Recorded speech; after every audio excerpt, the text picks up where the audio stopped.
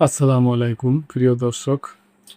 পাকিস্তানের গবেষকরা গবেষণা খাত ফেলে ওনারা বিদেশে চলে যাচ্ছে কিংবা বিদেশে যাওয়ার আগ্রহ দেখাচ্ছে। তার কারণ হলো যে ওনাদের গত ৫ বছর হলো ওনাদের বেতন বৃদ্ধি করা হয় না এবং অর্থনৈতিক মন্ত্রণালয়ে বেতন বৃদ্ধির কোনো আ ব্যবস্থাও নিচ্ছে না। কেন গবেষণা খাত ছেড়ে বিদেশমুখী হচ্ছেন পাকিস্তানিরা?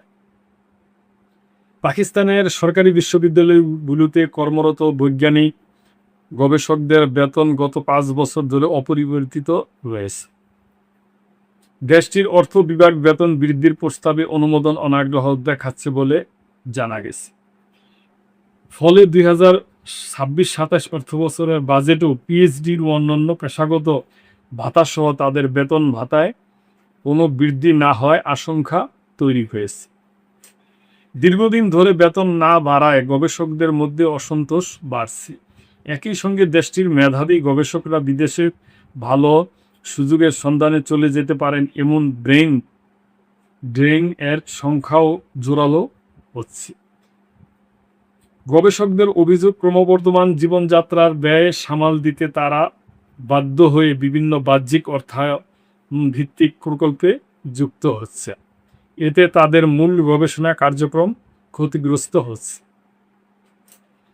দ্য এক্সপ্রেস ট্রিবিউনকে এক গবেষক বলেন, জীবনযাত্রার খরচ মেটাতে এখন আমাদের উচ্চশিক্ষা কমিশন ও অন্যান্য প্রতিষ্ঠানের গবেষণা প্রকল্প সংগ্রহের চেষ্টা করতে হয়। এতে মূল গবেষণায় সময় কম দেওয়া সম্ভব হচ্ছে, কিন্তু আমাদের সামনে অন্য কোনো পথ নেই।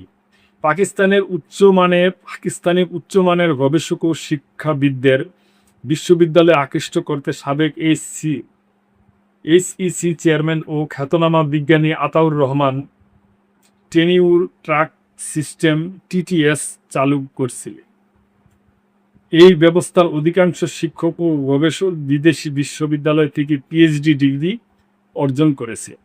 তবে দীর্ঘদিন বেতন বৃদ্ধি না হয় অনেক গবেষক ইতিমধ্যে বিশ্ববিদ্যালয় ছেড়ে অন্য পেশা বা বিদেশ চলে গেছে। বর্তমানে টিটিএস ব্যবস্থায় প্রায় ৩,৬০০ গবেষক কর্মরত রয়েছেন। সূত্রগুলোর মতে টিটিএস চালুর সময় এই ব্যবস্থার বেতন ছিল বেসিক পে স্কেল কাঠামোর তুলনায় প্রায় দ্বিগুণ। কারণ টিটিএস শিক্ষকদের জন্য কঠোর কর্মদক্ষতা মূল্যায়ন ব্যবস্থা ছিল এবং প্রতি ৩ বছর পর আন্তর্জাতিক বিশেষজ্ঞদের মাধ্যমে তাদের কাজ পর্যালোচনা করা হতো। কিন্তু ৫ বছর ধরে বেতন সমন্বয় না হয় এখন পিবিএস ভুক্ত শিক্ষকদের তুলনায় টিটিএস গবেষকদের আয় অনেক কমে গেছে। চলতি বছরের মার্চে পাকিস্তানের পরিকল্পনা কমিশনের একটি টাস্কফোর্স টিটিএস বেতনকে Pakistan Institute of Development Economics এর বেতন কাঠামোর সঙ্গে সামঞ্জস্যপূর্ণ করার পাশাপাশি অতিরিক্ত ৩৫% প্রিমিয়ার দেওয়ার সুপারিশ করেছে। পরে পাকিস্তানের সিনেটর অর্থ বিষয়ক স্থায়ী কমিটি এই সুপারিশ অনুমোদন করে এবং অর্থ বিভাগে তা বাস্তবায়নের নির্দেশ দেয়। এ বিষয়ে উচ্চশিক্ষা কমিশনও আনুষ্ঠানিক অর্থ বিভাগে চিঠি দিয়েছে, তবে অর্থ বিভাগ এখনও এ প্রস্তাব গ্রহণে অনাগ্রহী বলে জানা গেছে।